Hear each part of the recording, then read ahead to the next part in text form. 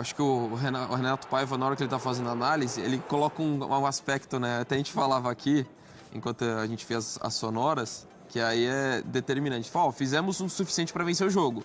Pelo menos em termos ofensivos. Quando ele faz essa ponderação, eu concordo. Acho que é um Botafogo que ofensivamente produziu bem, já mostrou nessa temporada. 21 finalizações, 8 no gol. E quando teve o Savarino centralizado, que assim começa o jogo... Ele estreou em 2025, hein? E aí é diferente. Até perde um gol no começo do jogo, depois de um bom passe do Jorge Jesus, mas faz o golaço que fez. Então acho que foi, de fato, o Botafogo produziu bastante. O São Paulo em algum momento foi melhor ali na reta final do primeiro tempo. Depois recua, pode falar, recuou bastante, mas assim... Olha a resiliência que o Zubeldia está tendo que ter já desde o ano passado, com todas as dificuldades, ainda, por mais que não esteja vivendo um grande momento, mas é uma referência o Caleri. E aí ele precisa sair e até torcer para que não seja nada mais complicado, que possa voltar a atuar logo disso. Não são boas, viu? Depois tem esse lance aí que eu também queria falar, que eu acho que o árbitro acertou em campo e errou ao ir por VAR nesse lance. Primeira, eu achei pênalti. Eu sei que era esse que você ia falar, o gol. Não, esse eu concordei com a decisão. Eu acho que para mim esse lance estava impedido. Mas eu acho que o São... Ferrarese não estava. Não. O Ferrarese não é. Quem estava impedido era o outro. O que aí e ele faz menção de dominar a bola, para mim ele participa. E até ele influencia na ação do zagueiro. Mas acho que o São Paulo tem pontos a ser criticados em relação ao desempenho recente. Sim, acho que não é só de defesa ao Zubeldia. Você teve o jogo contra o Sport, a queda contra o Aliança Lima, acho que são questões para serem pontuadas. Mas, no geral, acho que ele está fazendo muito, tendo em vista as dificuldades que esse time tem de reposição, de ausências importantes, e concordo com ele. Empatou contra o Atlético Mineiro num jogo em que o primeiro tempo o São Paulo jogou bem. Sim. Ontem teve bons momentos contra o Botafogo, atual campeão brasileiro, atual campeão da Libertadores, que por mais tem as dificuldades, ainda assimilando o trabalho de um técnico novo, mas tinha armas e produziu ofensivamente para vencer o jogo. Rafael também foi determinante para esse empate. Então, especificamente no jogo de ontem, acho que eu tenho muito mais coisas positivas para falar do São Paulo do que críticas em relação a essa sequência de resultados que de fato não é bom por conta da série de empates. Do Botafogo, acho que a questão do ponto ofensivo de fato, concordo com o Renato Paiva. O time produziu para ter vencido, mas defensivamente deu muitos espaços e aí... O gol do André Silva é uma piada. E aí é o que compromete o resultado. A zaga do Botafogo dormindo ali, todo mundo vai em cima do Ferreirinha e o André Silva fica completamente livre dentro da área, quase na marca do pênalti. E o Barbosa, boba, né, e é um dos caras que cometem esse erro, depois fica desesperado. Pagando geral, né? Fica reclamando, ninguém marcou o cara. Mas é ele que tinha que Você que tinha que estar no cara, porra. Reclama dele mesmo, né? Bota um espelho assim, como é que você faz isso e tal. Era só ele ficar. Porque se ele fica, não tinha nem o passe. Exato, não ia ter o passe. Não tinha nem o passe. Você tem... O Ferreirinha ia estar rodeado com jogadores do Botafogo, ia tentar alguma coisa, mas não teria dado o passe pro André, desculpa. Não, imagina. Eu ia perguntar pro Johnny aqui, o nosso João, se você tem informações sobre o Caleri, não? A nossa equipe do Resenha tem muitos amigos ali do Caleri, conversaram com ele após o jogo e ele tá com receio de ter sido algo muito sério. Vai ser investigado, mas ele tem esse receio. Uma pancada no joelho. No joelho. A gente Tomara torce que aí não pra não ser seja, nada né? no cruzado, né? Que é o receio de todo São Paulino, apesar da fase do Caleri ser ruim. É um ídolo do São Paulo, é um jogador importante, ele se mata em campo todo jogo, né? Mesmo na fase ruim. Gera muita chance pelo trabalho de pivô, né? Exato, ele faz um pivô excelente. Então preocupa, né? Preocupa porque o DM do São Paulo, nossa senhora, tá cheio. A Arboleda saiu agora do DM, né? Já voltou. Você pode ter o Caleri... O Luciano sentiu ali antes do gol do Botafogo, todos do São Paulo. Meu Deus, só falta, né? Perder Caleri e Luciano hoje. Mas acho que o Luciano foi mais uma ceninha que ele fez. Ele gosta de fazer essa ceninha, né, Luciano? Ele gosta. Mas o Caleri, assim, a informação que a gente tem é que ele estava muito abalado após a partida. E, pô, um abraço pro Caleri, cara, gente boa demais, baita jogador. A gente torce para que não seja nada grave. Falando do jogo, Johnny. É isso que eu ia falar, Bel. Falando do jogo, eu tenho uma opinião que é a seguinte. O São Paulo consegue ficar na frente no placar 2 vezes, né? E no 2-1, o São Paulo faz o que não deveria ter feito também contra o Cruzeiro. Volta tudo bem. Isso pode ser uma questão do elenco cobertor curto, etc. Mas eu fico pé da vida quando isso acontece, porque você atribui às vezes, o São Paulo recuou, mas, pô, segundo tempo, o time vezes recua e cansa, dá certo, às etc. Mas daí você toma o gol de empate do Igor Jesus. Cara, os minutos finais desse jogo parecia Argentina e França na final da Copa. Jogo pegado, Então foi bom. correria. Foi bom pra caramba. Então, tipo, tinha um gás ali. Né? Não é que o São Paulo tava morto em campo. O São Paulo ainda tinha um gás pra etapa final e acabou deixando esse gás só pra quando tomou empate. Eu entendo a corneta da torcida em relação a isso. Se tivesse mantido o ritmo ali, na boa partida que vinha fazendo contra o Botafogo, talvez o empate nem teria sofrido o empate. E do lado do Botafogo, positivo ver Igor Jesus e Savarino bem, hein? Porque o começo de temporada dos dois era muito abaixo. Savarino... Golaço, hein? Putz... O Ferreirinha fez um golaço, o Savarino falou, eu também sei, eu sei ligação. Por dentro que ele tem Dava que pro jogar. goleiro essa? Acho que não, hein? Sem chance. Mas se fosse no Donelli, iam falar que dava pra pegar, né, coitado? É isso. Não é não, Eugênio? É isso. Corneteiros corintianos. Não, tô cornetando até a torcida que pega muito no pé do Donelli, tadinho. Mas nem o gol do Ferreirinha dava pra pegar, e muito menos esse do Savarino. Completo Savarino êxito foi aí. mais no alto lá. Nossa senhora, que Só- golaço. já que citamos o Corinthians rapidinho, o Banjo da Fiel tava dizendo que o Donelli chama gol. Como esses caras são corneteiros, Nossa né? senhora. Ô, Banjo. Não ajudam tudo em nada. Falando de corneta, eu vou te falar, viu? Mas voltando ao tricolor e ao fogão. E só pra finalizar... Dois golaços, hein? Abel, André Silva muito bem, né? O Caleri tá fora. Costuma entrar bem. Ele é Gosto, bom né? jogador. Ano passado eu fui cornetado porque eu elogiei muito ele. Daí ele teve uma fase ali não tão legal, etc. Ele é muito útil e a gente deseja sorte aí pra ele, porque Pode ser que ele provavelmente... tenha que assumir aí, caso o Caleri fique um tempo Exatamente. fora. Tomara que não Tenha que seja nada assumir a grave. responsa. E a torcida do São Paulo precisa ter a consciência de que é o seguinte: pegam muito no pé do Zubeldia, eu sei. O Zubeldia erra também, tá? Ele tem Não tô muitos passando problemas. pano. Eu vejo que ele tem muitos problemas. Eu acho que é exagerado. Minha opinião. Abel, é exagerado. é muito exagerado. Esse zum de que o Zubeldia não serve, louco. que o Zubeldia tem que cair. Deixo claro minha opinião aqui. É um bom técnico, Sim. faz bom trabalho. O São Paulo jogou bem no ano passado na Libertadores. Não dá pra fazer milagre. Foi eliminado num confronto... Tudo bem, no primeiro jogo, realmente. Primeiro tempo ali, o Botafogo massacrou. Mas terminou o confronto ali nos Pau a pênaltis. pau. O São Paulo perdendo o gol. Só que ele tá perdendo muito jogador importante, gente. Não, sabe a impressão que me Lucas, passa? Oscar, o Luiz Gustavo, um Exato. monte de gente. Pablo difícil. Maia. Pablo Maia. Caleri agora. Caleri agora. Não tem, Arboleda não ficou tem esse fora. elenco todo com reposição Exatamente. à altura pro São Paulo. Isso fala Sim, um pouco. Ficar cornetando, falando que o cara tem que jogar cair, eu acho exagero. Também acho. Essa é a histeria que vive o futebol brasileiro. E aí eu vou de novo citar lá o Memphis. Porque você, ano passado, teve um duelo sensacional de quartas de final de Libertadores entre esses dois times, Sim. que terminou com 2 empates.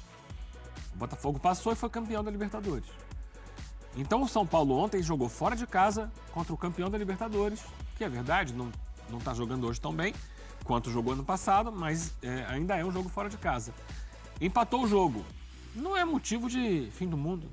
Sim. Assim não. como pro Botafogo, empatar, mesmo que em casa, contra o time do São Paulo, um Botafogo que está se reconstruindo, também não é o fim do mundo. Só que você pergunta para torcedores de Botafogo e São Paulo, eles querem mandar embora os técnicos. É Eles isso não querem mesmo. A saber. galera adora trocar de técnico nesse país. É Aí brincadeira. acontece isso, ganha um jogo, ganha outro, só que a sequência é uma sequência ruim.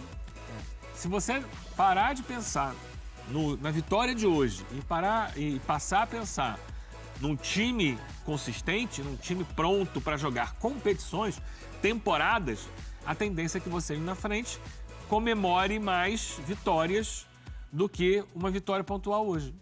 E isso é o que o futebol brasileiro não consegue entender. Há uma histeria, isso parte, muitas vezes, dos torcedores, que são muito passionais, mas muitas vezes isso também tem um boom ali. Impulsionado por parte da pela imprensa. Opa. A imprensa hoje é uma imprensa muito mais ampla do que já foi um dia, tá? sim. Antigamente você tinha ali rádio, jornal, um pouquinho de televisão, hoje, lá atrás. Hoje em dia todo mundo é imprensa. E todo mundo vai atrás de audiência, que na internet é view, é clique e tal. Likes, caça likes. E o que repercute? É o cara que grita, começa a bater, você tem que mandar embora, que não presta, que não sei o quê. Isso pode ser bom pro like dele ali, pro view dele. E ele vai satisfazer o ego de alguns torcedores que estão revoltados e que querem demissões. Mas, na maioria das vezes, é ruim pro time, a médio e longo prazo. O jogo hoje, cara, eu, sinceramente, assim, da escalação. Da escalação que veio, a gente veio com o Ferrarese, Alan e Arboleda, o Wendel, Cedric, aí veio com os dois volantes Marcos Antônio e Alisson, Matheus, Ferreirinha e Caleri. Como é que foi o jogo? Nós jogamos no 4-2-3-1 hoje, claramente. E aí fica mais nítido quando a gente vê o ponto de partida do Matheus. O Matheus toda hora partia da frente dos dois volantes. E aí eu mostrava para os meninos no Discord. Olha a diferença entre as linhas, que é o esquema que eu mais gosto, tá? A diferença entre as linhas. A linha de 4, a linha dos dois volantes, o Matheus, aí vinham os pontas, que era o Cedric, que no caso eu não gosto muito, mas hoje, levando em consideração que o Botafogo ele ataca muito pelos lados, principalmente com os pontas, fazia até sentido o seu Cedric, porque na hora de fechar, ele fecharia ali e a gente estava fechando com uma linha de 5, ele não fechava por dentro como ponta. Quando você é ponta, você recupera e recupera por dentro. Quando você é meio que um ala, você recupera atrás do zagueiro. E era como o Cedric estava recuperando. Então a gente, eu sinceramente, eu achei um primeiro tempo honesto. Eu achei um primeiro tempo bem honesto, assim. O Cedric ali na dele, o Ferrarese na dele. O Matheus Alves, ele demora a entrar na partida, ele demora ali uns 20 minutos, mas Sim. Aí ele entra no jogo. Aí ele começa a participar um pouco mais como meia. Eu acho que os moleques, o Marcos Antônio, os zagueiros, eles usam ainda muito pouco. O Matheus podia usar mais. Ali a partir dos 25 minutos do primeiro tempo, ele começa a entrar mais no jogo. O Wendel vai bem. O Wendel é uma opção pela esquerda. Cansou, mas fez ali. Cara, eu achei, sinceramente, um primeiro tempo bem honesto, cara. A gente tinha a nossa forma de jogar. Cara, não foi ótimo, mas não foi péssimo. A gente, cara, sim. A defesa bem postada com o Ferrarese e os 3 zagueiros, mas estava jogando a linha de 4. Os nossos 2 volantes é monstro. Até lá no arquibancada, no pré-jogo, eu falei que, eu ainda talvez pouparia, pensando no clássico contra o Santos e pensando que era sintético, um monte de coisa, eu pouparia o Marcos Antônio e o Ferreirinha, né? Aí a galera falou, se põe reclama, se não põe reclama. Eu falei, não, vamos analisar o contexto. Ferreirinha, ele pede para sair contra o Aliança, e aí ele sente cãibra no último jogo, então é muito desgaste. Hoje ele vai até o limite, hoje ele não pede para sair, mas ele vai até o limite. Você via na cara dele que a harmonização... Visivelmente ele estava cansado também, né? Não, então, a harmonização facial dele foi embora ali, foi calma, porque ele largou tudo em campo. E, cara, eu sinceramente achei um primeiro tempo bem honesto. O primeiro tempo, assim, de um sistema novo, porque não é nem o 3-5-2, não é o 4-2-4, é o 4-2-3-1 com o Matheus, que tá ali querendo ganhar confiança. E só de estar o Matheus ali como meia, partindo partindo do meio campo, da posição 10, o nosso meio campo já não sofria, já não estava tão exposto. As linhas estavam tudo compactas. Ele ajudava bem o Marcos Antônio e o Alisson. Eu via toda hora o Alisson e o Marcos Antônio apontando ele. Eles se ajudavam ali. E, cara, foi assim, o Botafogo tá na melhor fase? Não tá. O Botafogo tá jogando bem? Não tá. Mas o Botafogo, assim, deu uma certa blitz, mas foi um primeiro tempo, cara, honesto. Foi até um primeiro tempo legal. O Ferreirinha faz um golaço. Baita golaço do Ferreirinha, inclusive falta 6, né? Gol pro Neto ficar de tanguinha. Falta só 6. Falta 6 gols pro o Neto ficar de tanguinha. O Savarino devolve num golaço também. E aí, quando o Caleri sai num contra-ataque ali, o Ferreirinha acha o André, a gente faz 2-1. Cara, o primeiro tempo é bem honesto. O segundo tempo começa da mesma maneira. E, cara, pasme, a gente teve chance de matar o jogo. faltou um detalhe, um passe, tem que levar em consideração o sintético também, mas, cara, dava. A gente não ficou em pecado, dava, tá ligado? E aí foi um segundo tempo, até ali a hora que sai o... A hora que sai o Matheus, saiu o Matheus e mais um junto, tá ligado? E aí muda a característica, cara. E aí entra no que a gente falou na característica. Não, o Matheus entrou junto, o Luciano e Enzo entraram junto. Boa, é isso. E aí muda a característica. Ou, por um lado, o Enzo é muito mais marcador. Por outro lado, o Luciano não tem tanta característica de meio campo quanto o Matheus. E aí começa a sobrecarregar. Aí o Botafogo vem pro aleluia, a gente vai. E aí, cara, depois daquilo, o Zuba faz o que ele tem ali à disposição no banco. Não tem muito mais. Aí eu não posso ser hipócrita e querer que ele inventasse a moda. Não dava. O Zuba faz o que o Zuba tenta manter. Aí a galera fala, por que não do terceiro zagueiro? Ele deveria... O Sabino provavelmente estava no banco. Se ele põe o terceiro zagueiro, ele ia ter a linha de 5, mas ele ia dar muita brecha, ele ia afunilar o campo muito. Ele tentou o Rodriguinho, e aí é aquilo. O Rodriguinho é um meia como o Matheus. O Rodriguinho não tem a característica defensiva. Se você olhar entre o Rodriguinho e o Rian, o que mais tem característica de meio campo é o Rodriguinho. Então o Rodriguinho entra pelo lado esquerdo, por ser meio campista, não atacante. O Rodriguinho ali ia ficar espetado. Ia ficar dando um certo... Ia ocupar o espaço que era do lateral. Sim. Se ele põe o terceiro zagueiro, digamos que ele põe o terceiro zagueiro lá na área, e os dois volantes, ou três volantes, ou três zagueiros, ou três volantes, eles iam sair de trás para frente. Ele estava tentando ocupar espaço lá na frente, impedindo que o Botafogo jogasse. Então essa substituição do Rodriguinho, eu vi uma galera falando, pô, põe 3 zagueiros. Ou pô, imagina, se ele coloca o Negruti, eu não sei se estava no banco, mas se ele coloca um volante e empurra outro pro lado, tipo assim, ia ficar desconfigurado. Ele tentou colocar o Rodriguinho. Essa eu entendi. Essa eu achei válida. Todas as alterações que ele fez, dessa vez, cara, ele não inventou moda. Ele saiu do 4-2-3-1. Ele saiu com meia, que movimenta como meia, que é meia. E é visível que rolou uma evolução. E seria interessante, principalmente, os jornalistas são paulinos explorar esse assunto. Porque para chegar na voadora e morder a canela, temos aí a mídia clubista, temos os rivais que fazem isso com maestria, e aí vai lá um jornalista são paulino, podendo fazer uma pergunta que edifica o trabalho que vem sendo feito com toda a dificuldade do mundo por causa das lesões, principalmente. O que ele faz?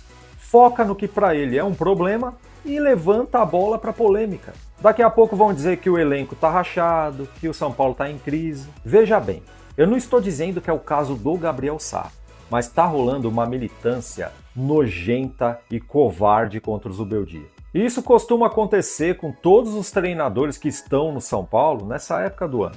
E olha que curioso, eu vi uma arte circulando nas redes sociais e eu vou compartilhar com você. Em 2023, Dorival foi anunciado no dia 20/4. Em 2024, Zubeldia foi anunciado no dia 20/4. Em 2025, Belmonte garante Zubeldia contra o Santos, que será dia 20/4. E tem um detalhe, o mês de abril fica exatamente no meio de 2 janelas de transferência, a do começo do ano e a do meio do ano. E mercado da bola é um negócio que dá muita audiência para os programas esportivos, só que não tem como trazer jogador fora da janela de transferência. E aí sobra o quê? Troca de treinador. Não sei, mas talvez essa militância para derrubar o Zubeldia seja para atrair um pouquinho mais de atenção nessa escassez de mercado da bola. Sabe aquele cliquezinho, o likezinho? Pois é. E eu fico imaginando qual seria o treinador que chegaria no São Paulo nessa situação. O São Paulo cheio de desfalque por lesões, um plantel envelhecido, são 9 jogadores acima dos 30 anos, o elenco bem enxuto. Às vezes o clube deve dinheiro para os jogadores, acontece muito. Dívidas, né? O São Paulo tem muitas dívidas no mercado também, dá uma olhada nisso. Segundo essa publicação do Arquibancada Tricolor, o balanço financeiro de 2024 do São Paulo ainda não foi divulgado publicamente, mas segundo o jornalista Alexandre Gilbert, do perfil Anotações Tricolores, o clube possui pendências financeiras com diversos clubes e atletas envolvendo direitos econômicos. Embora os nomes não tenham sido citados no documento, os valores permitem identificar os possíveis jogadores. Veja a lista. Tem dívida com o Elche pelo jogador Rigoni, tem com o Deportivo Maldonado pelo jogador Caleri, Gabriel Neves, para ele mesmo no caso, tem dívida pelo Alan Franco, pelo Ferrarese, deve também ao Jackson Mendes, Ferreirinha, ao Belgramo pelo Santiago Longo, Jamal Lewis. São Paulo deve o Rigoni, que saiu em 2021. O Rigoni, meu amigo, você já parou para pensar? Esse é o ano do cinto apertado nas finanças. Até para contratar vai ser difícil. O treinador que resolver vir para o lugar do Zubeldia, caso o Zubeldia seja mandado embora, o cara tem que ser louco. E se o Zubeldia sair, vem quem? O Lisca doido, só pode, né? Porque o Dorival, que muita gente quer que ele retorne para o São Paulo depois de tudo que aconteceu, há quem diga que ele já pediu um baita de um salário, né, na casa de 3 milhões de reais, e pediu reforços também. Antes de chegar, ele já botou a diretoria contra a parede. Esse é o plantel que a gente tem. Vai chegar outro treinador que chegue o Guardiola, não vai resolver nada, porque o problema vem lá de cima. Pensa nisso. Vou falar também sobre Pablo Maia. O Pablo Maia pode voltar muito antes do que o previsto. A ideia é que o Pablo Maia já esteja à disposição do técnico Luiz Zubeldia antes. Deixa eu falar agora de Pablo Maia. Pablo Maia, na semana que vem, já deve iniciar alguns trabalhos no campo. Olha a recuperação dele como foi rápida. Ele que teve aquele problema no tornozelo, fez aquela cirurgia, e a previsão era uma previsão assim de uma volta depois da parada da data FIFA no Mundial de Clubes. E esse período vai adiantar muito da recuperação. A recuperação dele, internamente no São Paulo, é vista como uma evolução absurdamente rápida, né? Tipo assim, tá fora do comum mesmo o quanto ele tá evoluindo nessa recuperação dessa cirurgia que ele teve. Tanto que a expectativa é de 1 mês a 2 meses adiantando para ele voltar a jogar. Então, assim, muita gente dentro do São Paulo entende que o Pablo Maia vai voltar a jogar da maneira que ele está se recuperando, que a evolução está tendo, que ele vai jogar mesmo, a Vera, ficar à disposição para jogar, para ser escalado antes da parada do Mundial. Então, assim, é uma grande notícia pro São Paulo, sem dúvida nenhuma, pro torcedor, óbvio pro Pablo Maia, que tá muito querendo voltar e tá apostando demais nessa recuperação, tanto que tá tendo uma recuperação, uma evolução absurda, considerada absurda, né, por muita gente dentro do São Paulo. Certo? Deixe seus comentários aqui, hein, galera. Não esquece de se inscrever no canal, ativar as notificações e é nóis.